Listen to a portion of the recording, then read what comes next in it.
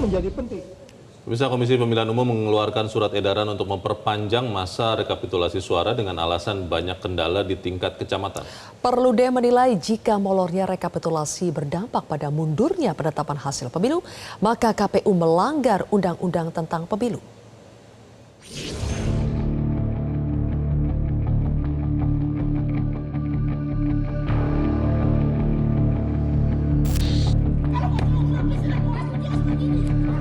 Komisi Pemilihan Umum menyatakan rekapitulasi suara pemilu di tingkat provinsi seharusnya selesai pada hari Minggu 10 Maret 2024. Namun ada beberapa daerah di sejumlah provinsi yang belum juga merampungkan rekapitulasi, diantaranya Papua Pegunungan, Jawa Barat, Jambi, serta Sumatera Utara.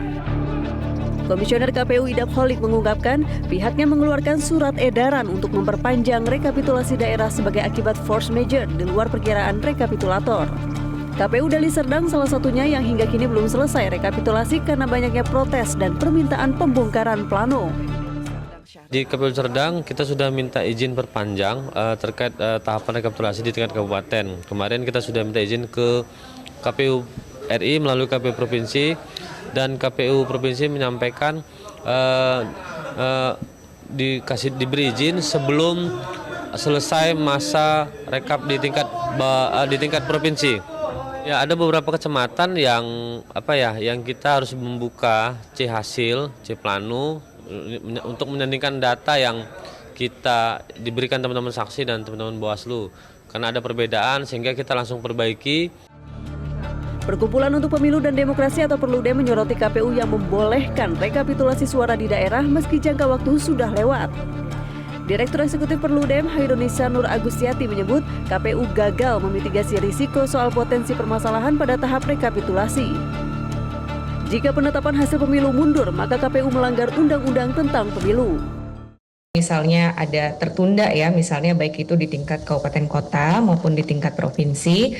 Nah, KPU sudah mengeluarkan surat edaran tadi. Alasannya force majeure. Nah, sekarang KPU yang perlu menjelaskan ke publik force majeure-nya apa. Kenapa itu tidak bisa dimitigasi ya, force majeure tadi misalnya ada pihak-pihak yang nggak terima sama hasilnya. Lalu misalnya ditemukan penggelembungan suara sehingga harus buka lagi C hasilnya. Nah, apakah hal-hal seperti ini tidak bisa diprediksi? Karena prinsip penyelenggaraan pemilu itu kan prosedurnya harus bisa diprediksi. Timeline-nya harus jelas. Jangan sampai mundur di kabupaten kota, mundur juga di provinsi, nanti bisa berdampak mundur di tingkat nasionalnya. Cawapres nomor urut 1 Muhaimin Iskandar menilai KPU harus terus dicurigai.